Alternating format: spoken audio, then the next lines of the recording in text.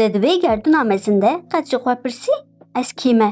Lê ne ji bo bersivên klîşe, bi awayekî rastexîn, bi awayê xwe yê herî tazî. Her yek ji me di leza jiyanê de di nav berpirsyarî û rolan de xwebindabûyê hîs dike. Patron, dê, xwendekar, ewlad, heval. Ew etîket wisa li me dizeliqin ku sibehekê dema em li neynikê dinêrin pirsa baş e ji bilî van hemûyan ez kî me? Di hişê me de deng dide. Xwenaskirin di okyanusa bê pusulaya bi navê jiyanê de xêzkirina jiya xwe ye.